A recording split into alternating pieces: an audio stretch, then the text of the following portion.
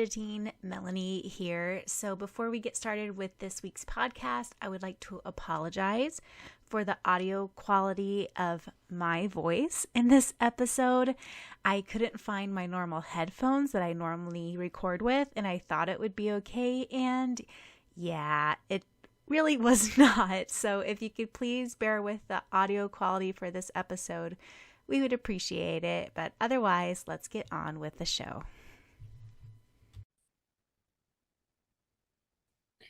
Hello, everyone, and welcome to New Trials, the podcast. I'm Preya. And I'm Melanie. The New Trials of Captor Sakura, Syaoran, and Friends is a popular ongoing fanfic by Wishluv, and it's based off of Clown's card Captor Sakura. And in each episode, we'll do a deep dive of a new chapter. Let's get into it. Okay, let's start off with Alliance of the Stars. All right. So our first one is from the New Trials, the Audiobook, Chapter 2, and it's from our wonderful Diana again. And basically, she said, I love Maylin, and your take on her was lovely. I completely forgot how much information / setup we get in these first few chapters. I remembered that in early Arc 1, we get Ryuren's journal, and that Maylin came back, but I genuinely couldn't remember what the journal said or when exactly Maylin came back.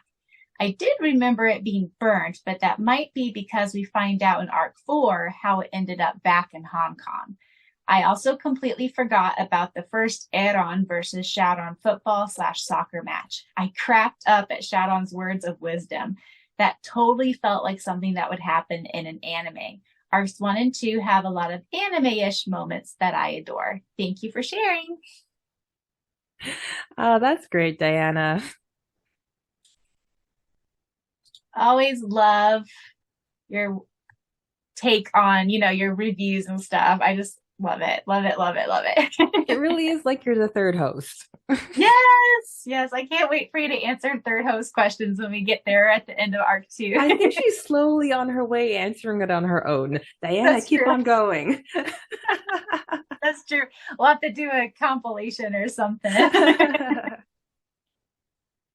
So then she also commented on our Chapter 2, the podcast, and she said, yay, the podcast. This was so much fun. Thoughts? This will be hella long. So she said, CCS rewatch. I haven't rewatched CCS since 2020. Confession.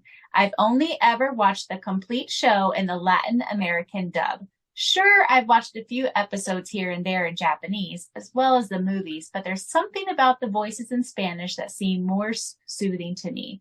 That's nostalgia talking, I know. I do have CCS in my Netflix watch list, so I do plan to watch it in Japanese. Extracurriculars. I used to have a lot of them during elementary, and I loved them. I didn't have any in middle school, and in high school, most felt like I had to do them because everyone did one for university / college purposes. I wasn't overly involved, but the few that I was in had to do with the arts and culture / languages. I didn't do any during uni, though, but swing dancing sounds fun and looks like a lot of fun. Fun fact, I read New Trials on my first cell phone. It was a used BlackBerry Pearl, and it had issues, but man, did I grow up to love that cell phone. I remember spending hours reading New Trials on that tiny screen and being so happy. Now it's my tradition to read any NT chapter on my cell phone.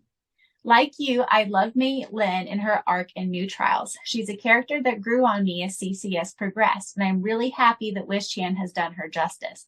As a 13-year-old, I was kind of confused as to why she would make her a little less mature when Maylin had grown so much, but I grew to understand.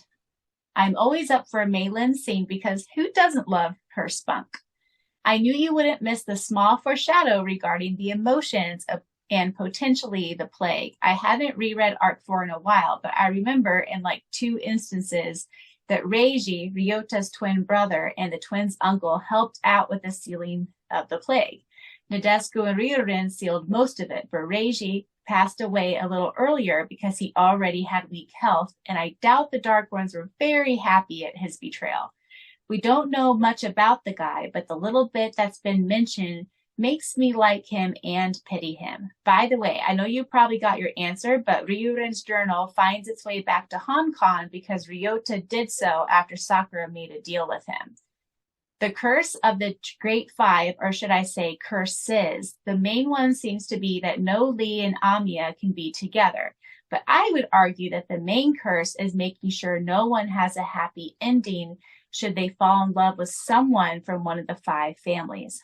Another curse, besides dooming everyone to chaotic lives whilst entertaining the readers, is breaking apart families. I'm sure there are more. I could theorize a whole bunch, but it all comes back to tearing families / found families / would-be families apart.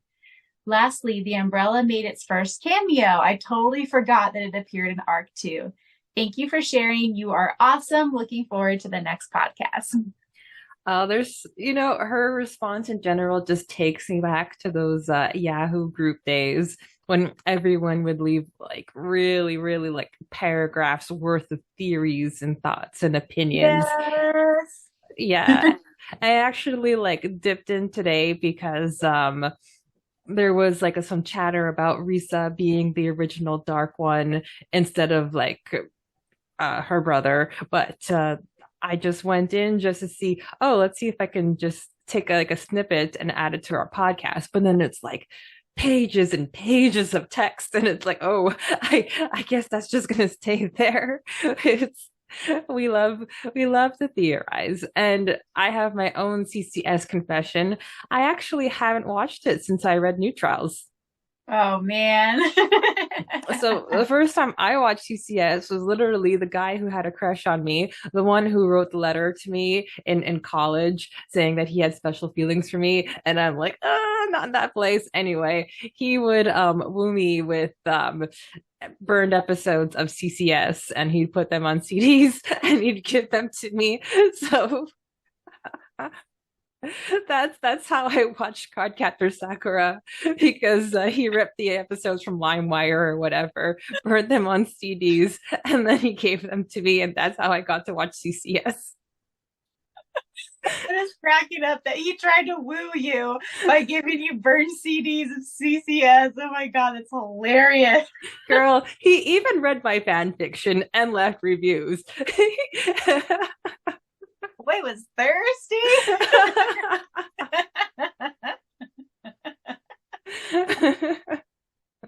Oh, it's so funny. It's also funny how she mentions her tradition now when New Trials does update is she always reads it on her cell phone. Whereas my tradition that I always have to do is I have to read it on a desktop computer, and I have to go get Chinese food, and I eat Chinese food while I read my fan fiction, while I take notes in order to be able to Zoom call you later and give you like my whole review. This was the podcast before the podcast, people. Indeed. I talked to Preya a while ago about how whenever Wishtian does update, I thought about like videoing me myself like the whole time I'm reading it just to catch my live reactions to things. But then Preya kindly pointed out, Melanie, that'd be like a 5-hour video. Yeah. We'll stick to our tried and true method. Exactly. I also want to shout out to the Facebook group members, Catherine, Maya, Carolina, and Diana, who commented on our post about Melanie and I meeting in Kansas. So you guys left really nice comments underneath our post. Yes, thank you. Okay. So today we're going to be discussing the legacy of the twins, Eron and Erika's promise. So Melanie, how would you describe your relationship with your siblings? So it's kind of a weird dynamic in my family because I have an older brother, but he is 15 years older than I am. So by the time I came around, he was basically almost out of the house. So him and I really never were super close. We're close now, but I feel like it's the type of relationship where he had to see me as an adult in order for us to finally get along. And so I think it was mostly after like late 20s slash when I got married slash started to try to become a mom. That's when we finally started to develop a relationship and become closer. Because I think all he could see me as was his little like kid sister forever that he had to like protect and do things for constantly. So that's my older brother. Oh, so and you had a then Tuya.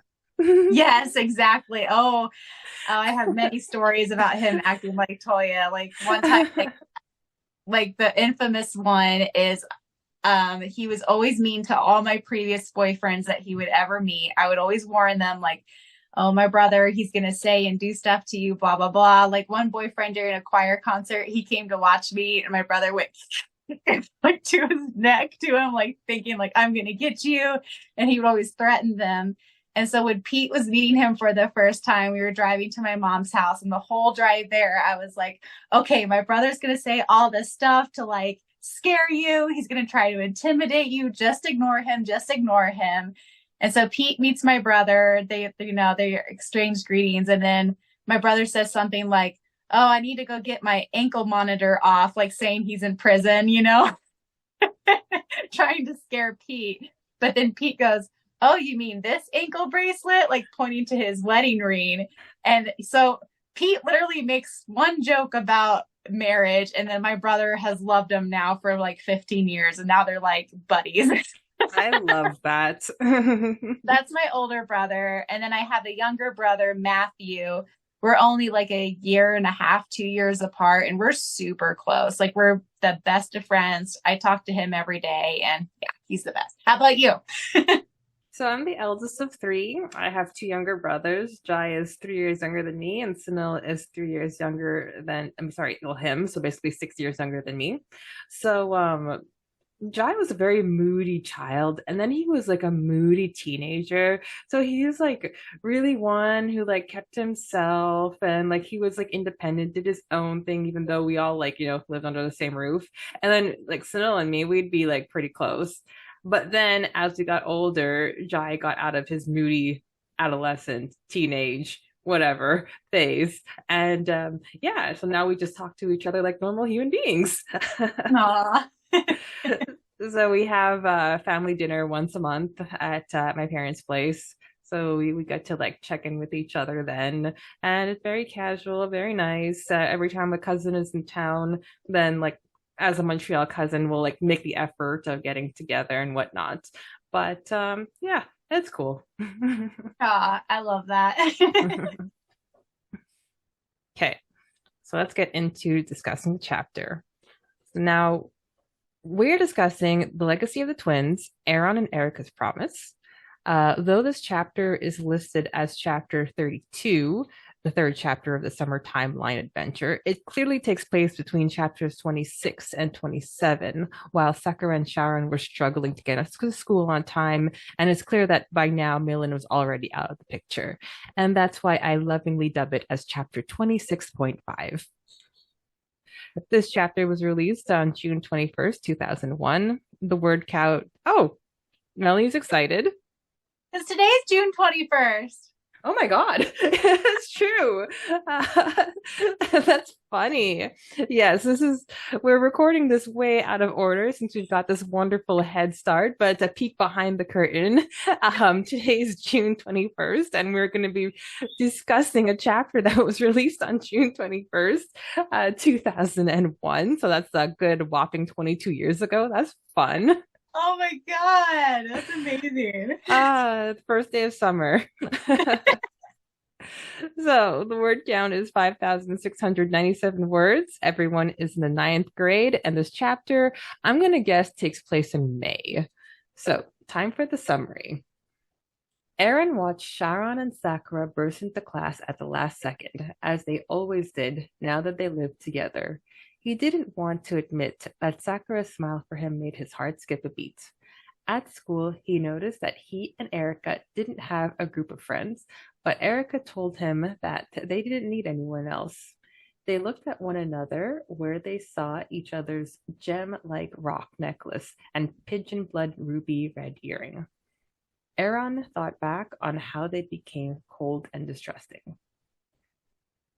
As they were told that their mother died in childbirth, Eron and Erika were always orphans. Erika had a weak heart that separated her from the children, and as the years went by, she was often sent to the hospital. When they were 7, Eron promised Erika on her hospital bed that they would always be together. The next day, she slipped into a coma, and the doctors were not able to do anything more for her. In her unconscious state, Erika hated being weak and wished to be strong like her brother. A woman's voice came in her head, tempting her with thoughts of power and strength. It was her ancestor back from the time of the 5 Force magicians, who was betrayed all those years ago by people she and her brother thought they trusted. Erika accepted the woman's soul in her body and the title as the chosen Dark One of the Chang. After the painful process, she found a pigeon blood red ruby earring on her ear and a black stone on a necklace around her neck that couldn't be removed. Meanwhile, a man's voice was giving Eron the same message, and he too accepted the dark soul within him. He then found an earring in his ear and a stone on a necklace around his neck, which contained the soul. From that day on, they learned about their powers and prepared themselves to terrorize Sakura and Syaoran. Back in the present, Erika thought about how much she took her brother for granted. In PE, Sakura sprained her ankle during basketball, and after some light squabbling, Syaoran ended up sweeping her in his arms and carrying her. At home, Erika asked Eron if he wished for a normal life.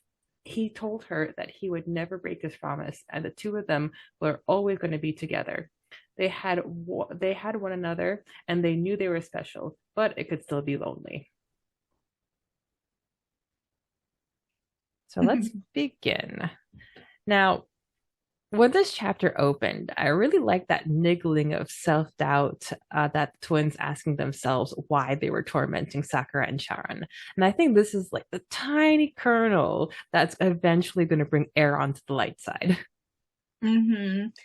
Honestly, I was really trying to think of maybe the last time I would have read this. And I am pretty sure this is one of those chapters I've only ever read once.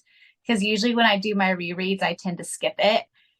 And I forgot just how much information is actually really kind of packed into this chapter. Like, it seems like it's one you can just kind of gloss and skip over, but it's really not. There's actually so much to it that is so pivotal. And I remember when I read it for the audiobook, I was just sitting here astounded.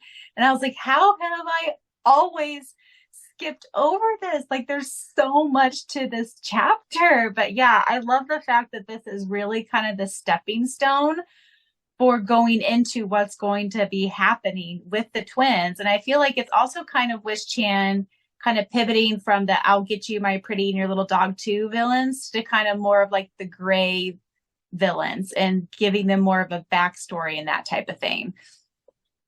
Skipping a chapter? Really? I'm shocked. I know. Honestly, I don't blame you, because it's like, I'm sure a lot of people skip over like the Takashi and Chiharu special. And it's like, when you think about it, it's like, oh, it's a 0.5. It's a side thing. It doesn't affect the story. But like Sakura's birthday special, that's sort of like a fluff piece.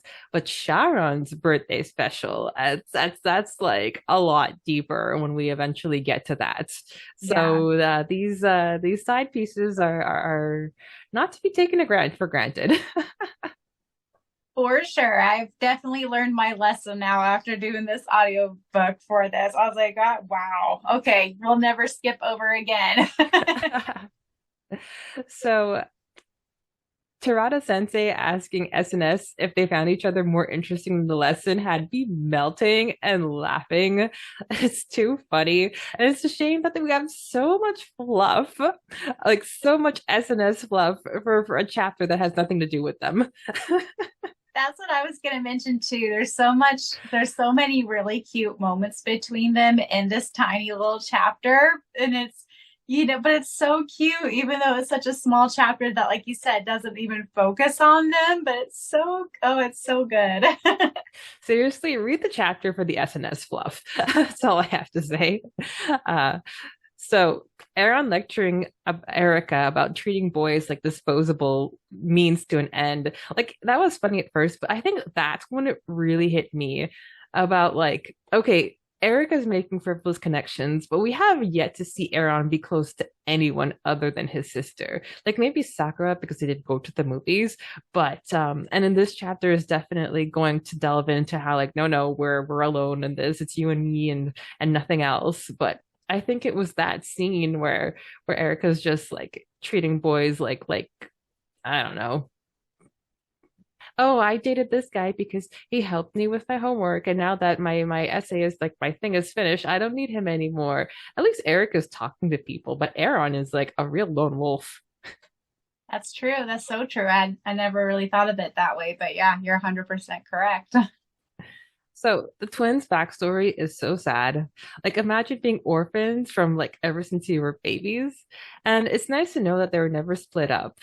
And you know, if they were, they couldn't even pull like a parent trap thing Yeah. because it's like boy and girl.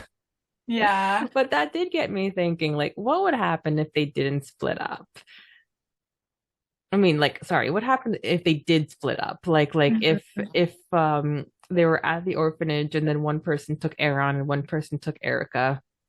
Mm-hmm. Mm-hmm. Like, I feel like outside of, we'll call it canon, I feel like outside of canon, they maybe would have sought each other out maybe in adulthood, like later on down the road.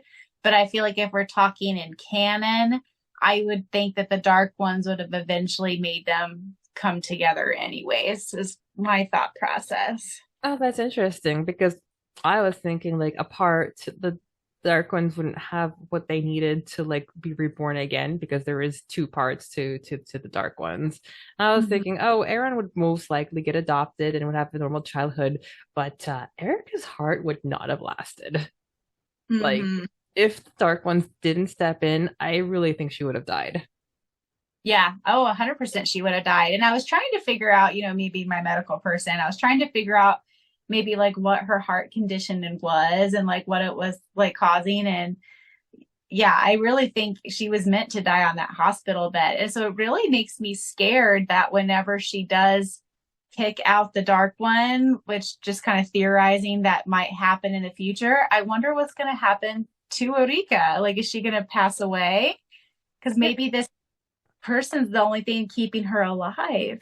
Because even in my notes, I was right. I wrote, I wonder if Erica was born with a weak heart or if this was just the Dark One's design.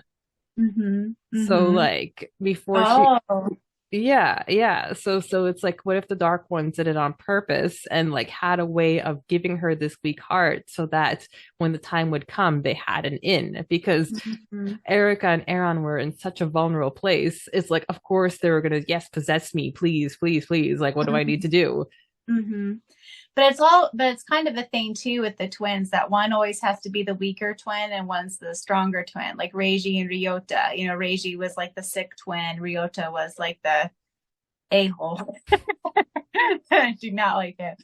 But so it might, but yeah, I never thought of it that way, that maybe it's a thing that happens in order to get them to succumb to the darkness and the light. Oh, that's such a good theory. I never thought of that.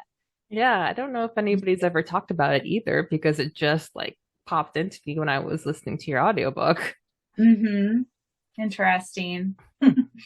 So the first voice we get is Risa's voice in Erica's head, and it doesn't fail to surprise me that she's the one who speaks first, even though she's not like collectively a grade five member.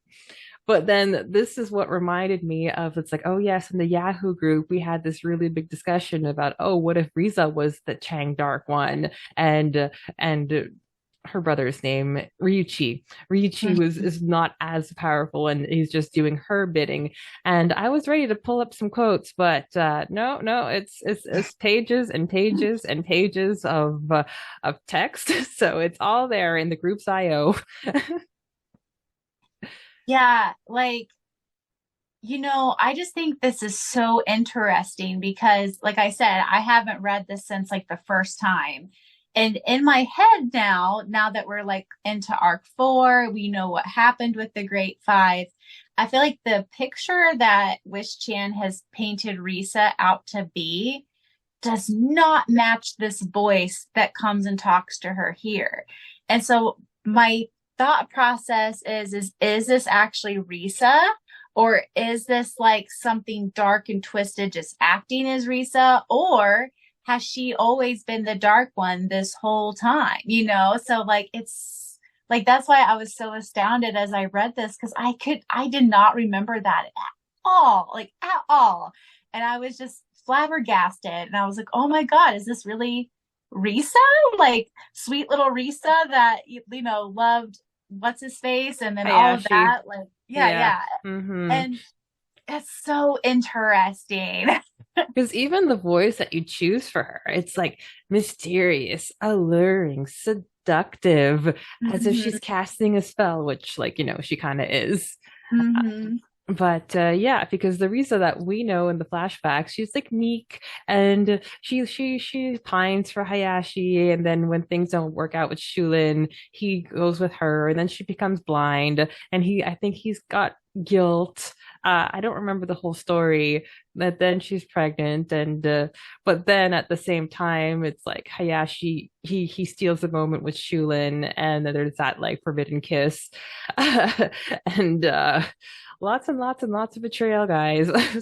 Yeah. I just think, it's so interesting. But yeah, I chose to kind of give her a completely different voice in this section than what I'm going to do later, because I felt like it called for it, you know? And so, yeah, but I am so curious now to see what happens with Reset and everything going forward. Now that I've read this again, like my curiosity is piped like so much. Like I'm so curious. Would you say that your legacy, did you say that your interest in the legacy of the Five Forces has gone up a few notches? 100%. For sure. Yeah. Like I'm very curious. Like I was curious before anyways, but now I'm just like, what is going on? Like there's something going on, you know? So after the possession is complete, Erika gets her ruby earring, and she gets a necklace. And shout out to Diana's mood boards on Facebook. She made this really cool one for Eron and Erika, and she actually found like ruby earrings, and she found like an eye-shaped necklace. So that was really cool to see on the board. Yeah, her mood boards are legit. Yeah, they capture the characters so well. So next we have Ryuichi making a deal with Eron. Now, he didn't talk to Eron as long as Risa spoke to Erika, but I guess he gave him the exact same spiel. And like Wish Jen didn't want to just like, you know, be redundant. So the flashback is over, and we have a very rare Erika POV. And even though it's only arc 2, she already feels that she and Eron aren't as honest with each other as they used to be. And I feel this is really like a major foreshadowing for Eron's path and the way that he's going to break the curse towards the end of like arc 3 in New Trials. I also think it's interesting that in arc 1, it really seemed like they were really trying to, I don't know if force is the right word, but they were really trying to insert themselves into Sakura and Syaoran's friend group. But now it seems like they're very much kind of on the outskirts of things and kind of like outsiders looking in. And so I think that's kind of an interesting choice too, moving into the second arc that Wish Chan made there, because I think it kind of almost humanizes them in a way, because they realize they don't completely fit in with the friend group. Like they're friends, but not quite friends. They're outsiders, but not. So I think it's a very interesting choice.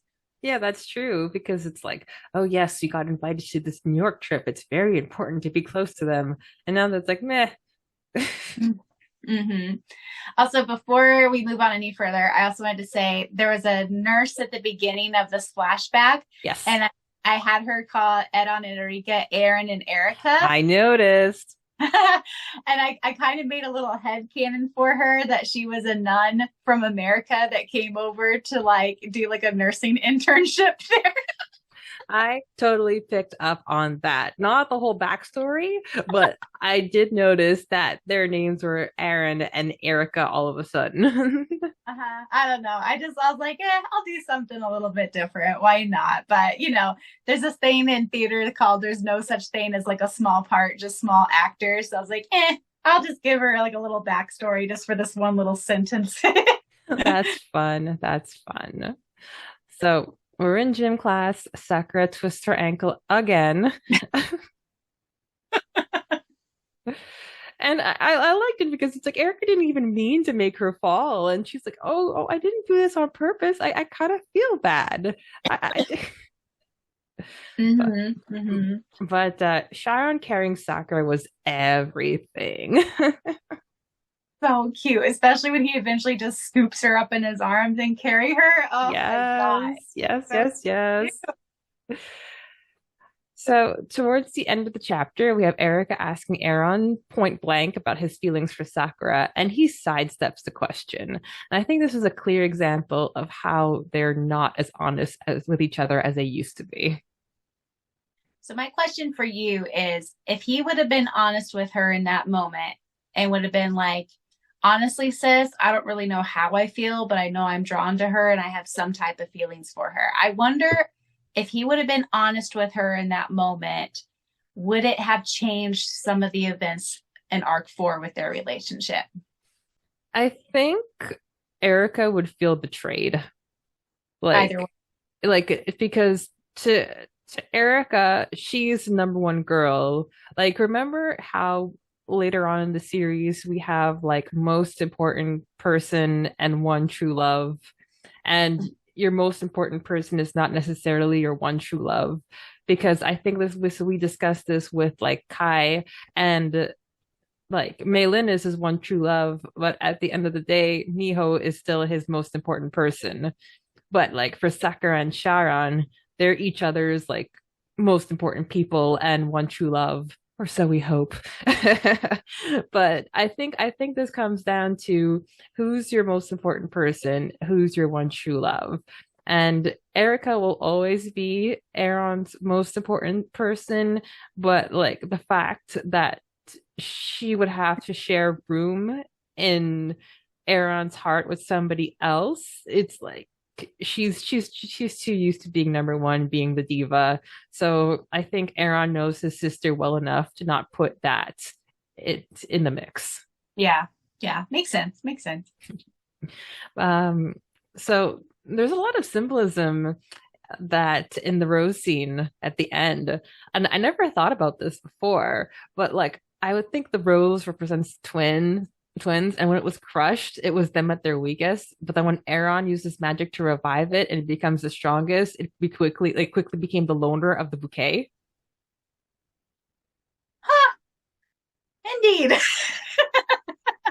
I read this scene before, but I've never really thought about it that way. So I thought that was an interesting way of Wish-chan ending the chapter. I do think it's interesting that it's a single vivid rose and not two roses. So Maybe it's a curse. Yeah. So I'm a little bit curious about that, And that's the end of the chapter. So for Dark Forces Corner, we have Ryuichi and Riza making their debut, and we get the origins of the ruby earrings and the necklaces. So yeah, and of course the ruby earrings are one of the 5 forest treasures.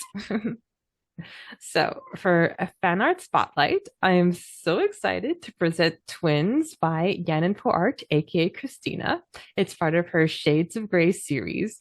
Now, she blew us all away when she shared her fan art of Ye Lei-yun shielding Tomoyo from a broken glass back in 2017. And since then, I've commissioned her multiple times. So first I asked her to draw Syaoran in his fashion show pirate-themed swimwear outfit.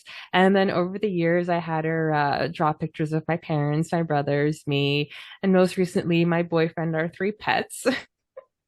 So what I love about this fan art is that Eron and Erika are like holding hands and are looking deep into each other's eyes, and it's very us against the world, which is like what this whole chapter is about. Yes, yeah, it is so good. And like that's 100% how I picture them in my head too, is what they look like here. I feel like some of the other fan arts I have kind of a harder time like being like, yeah, but this one, it really does match exactly what I see in my head, which is very, very cool. Okay, time for the author's notes. All right, so we have Wish-chan. Hee hee. In this special story, I kind of took a different point of view, I guess. Believe it or not, I like both Eron and Erika. I was really glad when people said they liked my evil characters. But then again, if you don't like Erika, I don't blame you. I guess the short story gives insight to these two bad ones. However, if you look at things from their view, they're not that bad, eh? One thing I want to point out is that Erika and Eron are not reincarnations of the original Dark Ones of the Chain family. For example, Eron is the reincarnation of Clow Reed. Erika and Eron were born as normal twins. However, they possess special powers, though they didn't realize it at first, kind of like Sakura. What caused them to become the legendary Dark Ones is because they are being controlled / following the orders of the spirits of the Chain magician. But this was their own choice. Oh yeah, who would have thought that of Erika? You might notice I start out the story with both their voices, then focus on Eron, have the flashback, focus on Erika, and then end with both their voices. Hee hee, just something I wanted to point out. This story is by no means their complete story, it's just a glimpse. Plus, there are still many mysteries of the past of the Five Force magicians. But I hope this story gave a better understanding of the two twins. Hee hee, and by no means am I saying that these two are good people. They're still the villains, grin, but still, they are human. There were glimpses of SNS in between, eh?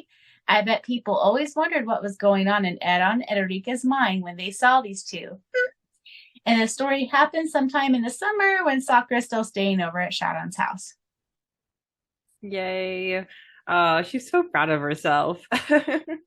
And it's like, finally, I get to do the story from the twins' point of view. And see, they're not all bad, which is exactly like, to go back to your comment at the beginning of this episode, saying it's like, they're not as black and white as we may think. And one thing I want to point out is she says they are being controlled / following the orders of the Chain magician. It's not Chain magicians. Chain magician. Yes. Interesting. No, for sure. Now, are we talking about Lisa? Are we talking about Richie? Is Wish-chan ever going to tell us? I hope. Wish-chan, don't forget, you've got all these balls in the air. We want to know the answers. You know, Syaoran's birthday is next month. And then New Trials Day is in September. And it's our podcast anniversary. We love you, Wishluv.